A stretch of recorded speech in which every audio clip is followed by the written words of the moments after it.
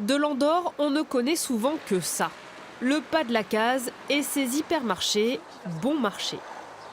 La principauté accueille chaque année plus de 8 millions de touristes, dont la très grande majorité viennent pour faire des achats.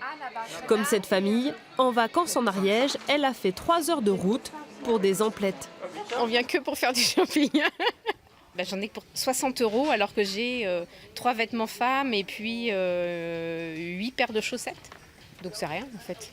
J'ai appelé la banque pour qu'on m'augmente mon tarif sur ma carte bleue. Les clients vont dépenser ici des centaines d'euros en vêtements, alimentation ou accessoires, car les rabais sont alléchants. Le prix est plus intéressant qu'en Espagne. 30-40% la plupart du temps. Mais les produits phares, les voici. Tabac, alcool, parfum, ils occupent des étages entiers et affichent parfois plus de 50% d'économie. Il y a énorme. Parce que là, on a vu en France, les Dilemax sont à 80 € et là, ils sont à 34 €. Alors, Un écart qui s'explique par la TVA, quasiment inexistante en Andorre, contrairement à la France où son taux est élevé.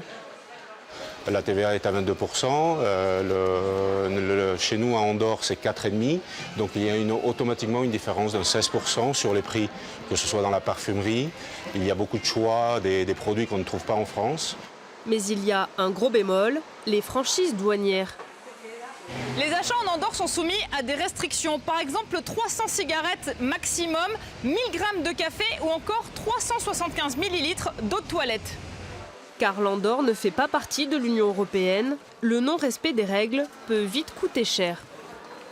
Ils vous prennent tout et vous payez la TVA de l'amende plus la TVA par rapport en France. On respecte le quota pour tout ce qui est cigarettes et même alcool.